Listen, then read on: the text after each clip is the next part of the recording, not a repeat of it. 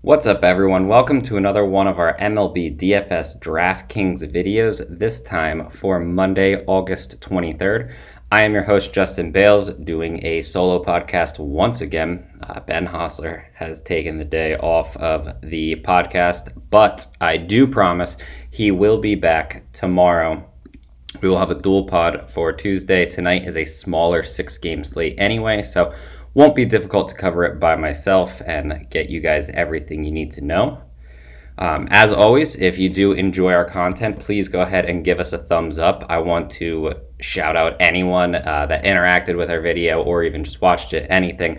On Friday, we did extremely well in terms of the thumbs ups. We did great in terms of the comments. And I want to continue to let you guys know that if we're getting the engagement, the comments, the thumbs up, everything like that, subscribing to the channel, turning on notifications, everything you guys can do, I will continue to push for us to be able to give away our MLB packages, maybe some NFL packages on these streams. I guess not streams, on these recordings.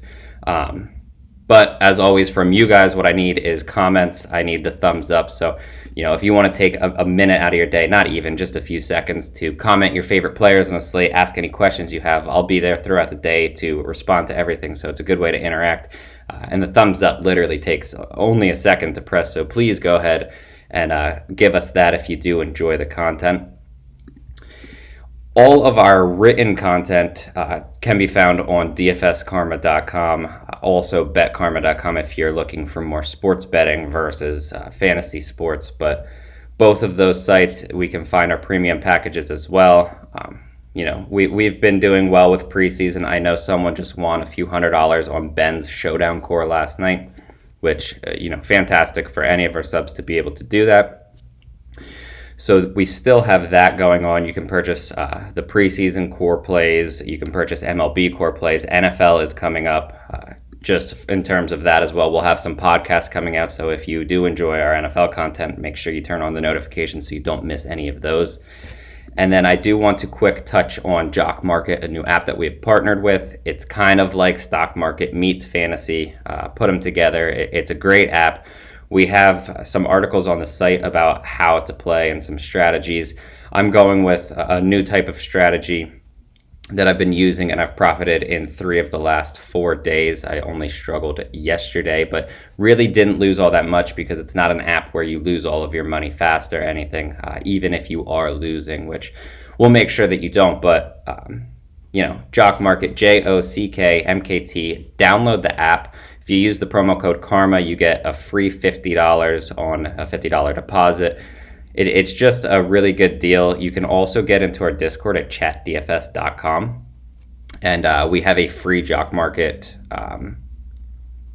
what are they called? Like little section that you can join, and we'll discuss all plays and everything. You can literally just follow what I've been doing, and we can talk about it and everything if that's the route that you want to take. But really fun app. I would highly recommend at least joining it and seeing what it's all about, because it is a really good time. But we can get down to this pretty weak 6-game slate. It's not my favorite. I think it's there's some viable options. It's going to be great for hitting because the pitchers are so bad, but I guess breaking down the slate, we'll start at pitching, move to stacks, then go position by position like we always do, followed by a home run call. But if you're looking at the slate and who you want to use, I guess with a 3.21 xFIP and a 27.3% strikeout rate, the best pitching option for me personally has to be Huascar Yona. I think it makes sense to use him. He's still pretty cheap. He threw 80 pitches in his first game back. That'll probably be bumped up to 85, 90. Maybe if he's feeling or throwing really well, it'll be higher than that. The big concern has to be that the Yankees have been playing well in recent games. They have a 350 team WOBA over the last 14 days. With that being said, they also strike out at the second highest rate on the entire slate at 25.5%. It's below only the Chicago Cubs, which is up at 30, and absolutely incredible what they've been doing since the trade deadline. But that makes Yona probably my favorite option. I do think that there's other other pitchers in play, I think that Zach Greinke is probably the safest option. It's just the Royals, although they haven't been good in recent games, they also really haven't been striking out. Greinke already struggles with strikeouts. So even if he throws deep into the game, if he's not striking anyone out, his upside is seriously limited. So it's just not really a player that I love in terms of fantasy. At 8,900, though, without really any safe options on this slate, I do think that it's viable to use Zach Greinke in cash. I'd probably go elsewhere in tournaments. I think that Yona's probably... I do believe he's cash eligible just because he's throwing so well. But again, keep in mind it's limited starts. Outside of that, I think one of my favorite options, and this is just shows you how bad of a slate it is, Antonio Cenzatella is traveling to Chicago. The wind's blowing out slightly. I don't think it's going to affect him that much. His ground ball rate's over 50% on the season. His xFIP actually isn't that bad at 4.16. It's not good, but it's more or less one of the better ones on the slate. It's only 0.01 higher than Zach Greinke's on the season, so there's a little bit there. The problem is his strikeout rate's only 15.5%.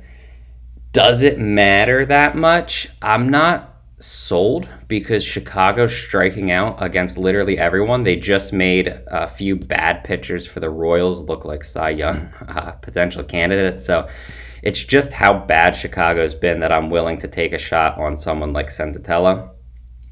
Outside of them, it's weak. I mean, if you want to play Kyle Hendricks, feel free. He's not a guy that I love, but a road matchup, I guess a home matchup against a traveling Colorado Rockies offense is more or less fine.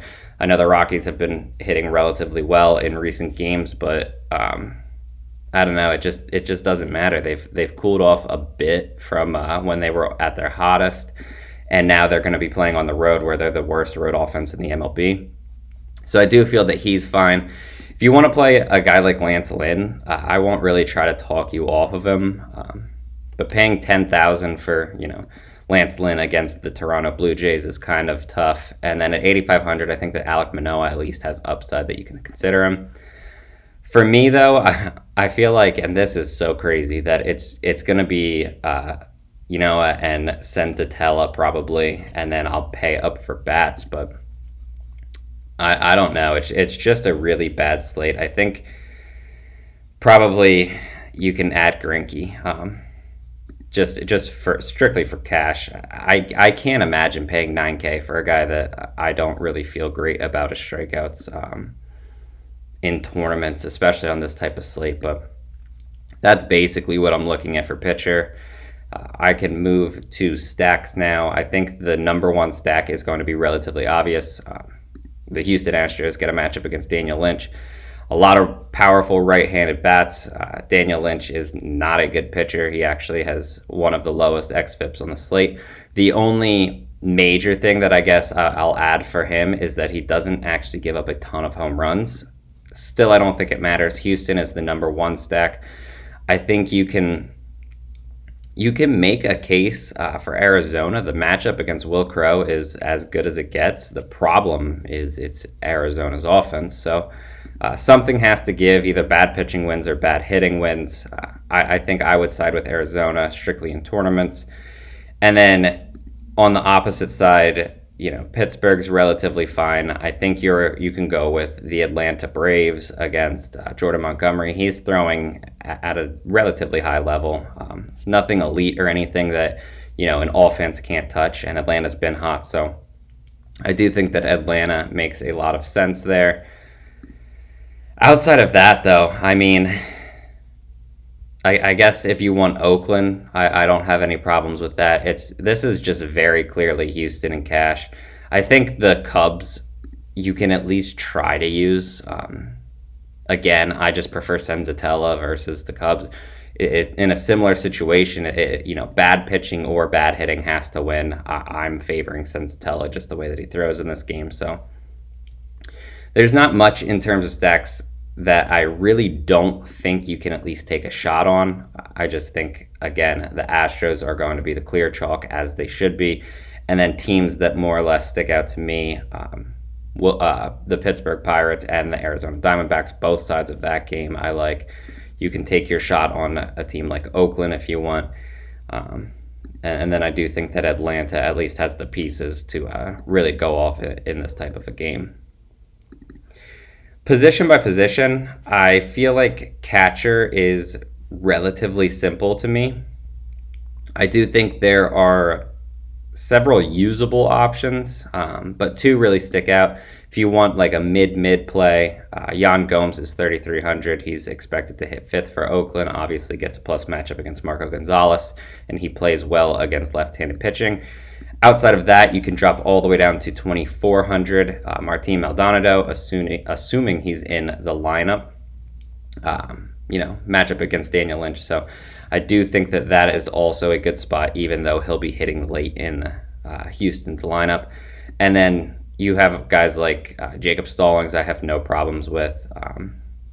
Gary Sanchez at least has upside. I don't like the matchup, but if you're just looking for upside, at least that's there. You can play someone like William Contreras, assuming he's starting for Atlanta. And then a guy like Carson Kelly, again, if you want to spend up at 44, he gets a solid matchup against Will Crow, and he at least has upside. At first base, Yuli Gurriel gets the matchup against the weak lefty. I think that's pretty obvious. You're more or less just probably going to go there. I don't think there's anyone else that really sticks out nearly as much specifically in cash. And then if you want to play, or if you're looking for tournament options, I guess you could go with someone like Freddie Freeman, who obviously gets the lefty-lefty matchup, but realistically, we're not that concerned about that. If you want to drop down a little, someone like Colin Moran is 4,000. Or you could always take a guy like Matt Olson or Vlad Guerrero, but just for their matchups, they're down a little bit of a tier for me. So a few options you can go with. Yuli Gurriel really just sticking out as the clear-cut favorite there. At second base, I don't think this is going to come as a shock to any of you, but Jose Altuve, 5,500, very good option. Can be used in all leagues. I also think if you can get a little bit higher than him, Ozzie Albies at 5,900 can be used in all leagues. It's not going to be that difficult to get a bunch of the higher priced guys because you're not spending up like 10,000 for two pitchers or anything. And really, you can even drop down to, I believe Cenzatella is only 6,000 if you really, really wanted to. So it won't be difficult getting some of the higher priced bats in your lineup. Outside of those two, I guess a few guys that I would at least consider. Josh Rojas at 4,700. It's a little expensive, but I don't really have too many issues with him at all. Josh Harrison at 3,400 if you need to save a little bit. You can use a guy like Drew Ellis at 2,100 if you need basically like a bottom of the barrel punt option, but a few different plays that you can use. And then I'll never try to talk you off the Toronto guys, even in a tough matchup against someone like Lance Lynn. They're all in play, especially as one-offs. I probably wouldn't love a five-man stack, but it's not like the team doesn't have upside to really get to anyone. At third base, it's kind of tough. I think I might like the Arizona pick game quite a bit here. If you can spend up a little more, Brian Hayes is 4,100. If you have to save, Asdrubal Cabrera is 27. I think both of them are completely fine. The other option that I really feel like you should be pointing out would be Aldames Diaz at 36. If you can get up a bit higher, we have Austin Riley, who continues to play extremely well against a left-handed pitcher in Jordan Montgomery. So 5,200 isn't cheap by any means, but I do think that makes a lot of sense. And then also up in the 5K range at 5,000 exactly, Matt Chapman against Marco Gonzalez is a really good matchup. Or you can drop down a little bit more and at 3,800 get Kyle Seager here, who I don't want to speak for Ben, who's not here, but he's in his cores all the time, and this feels like a spot where Kyle Seager could end up in Ben's optimal lineup tonight, so he does make a lot of sense here. At shortstop, Carlos Correa seems like the pretty obvious option. He's surprisingly underpriced, I think, if at 4,600. I'm kind of shocked that he's not 5K at this point, but It kind of is what it is. I still think that he's a really good option and can be used in all leagues. Outside of that, I don't think there's anyone that I necessarily would say that I love at shortstop. I do think there's other playable options like the Toronto guys, Semien or Bo Bichette.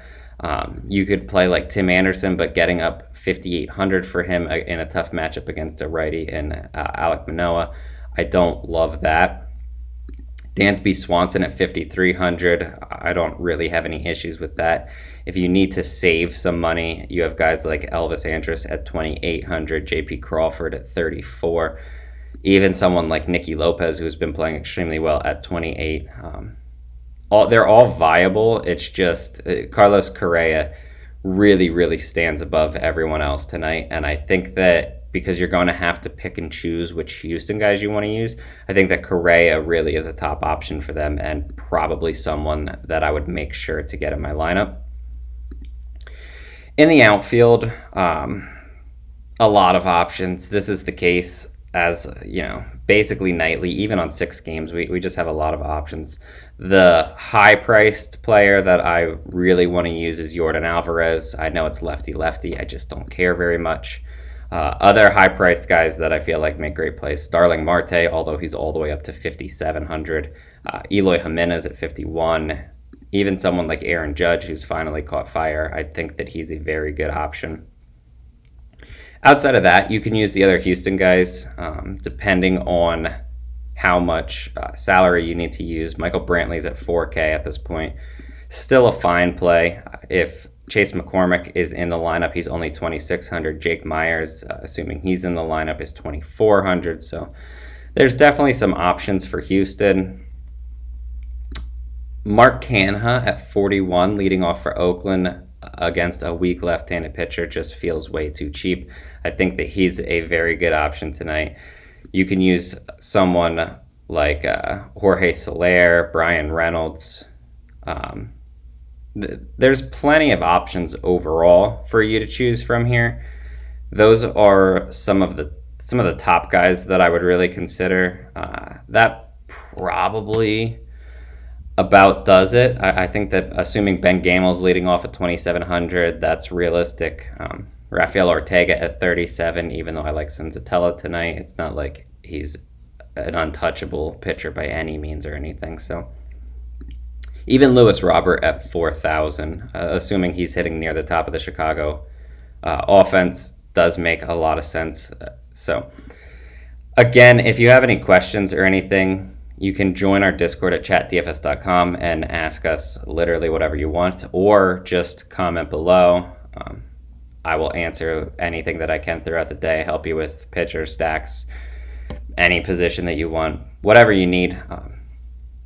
But I guess at this point in time, we need a home run call.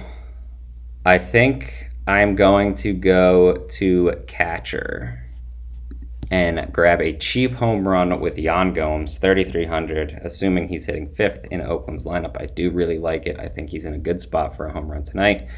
And he makes really a top option at a relatively weak position, which can be said for most of this slate. But once again, if you enjoyed the video, please give us a thumbs up. I will continue working on potentially giving away some packages on these streams as long as you guys keep the interaction up. DFSkarma.com for all of our fantasy sports stuff. BetKarma.com for all of our sports betting stuff. ChatDFS.com to get into our free Discord. Really, it makes no sense not to join it. We're just talking sports all the time. We have channels for literally all sports, not just NFL, MLB, NBA. You can add WNBA, we're talking, esports, we're talking, just anything, NASCAR, PGA, any sport that you can think of that you can play fantasy sports or bet on. Really, we're discussing it somewhere. So chatdfs.com for that. Hopefully you enjoyed this video, and I will be back with Ben tomorrow for, I haven't checked yet, but I'm hoping a significantly larger and better slate. Until then, good luck tonight.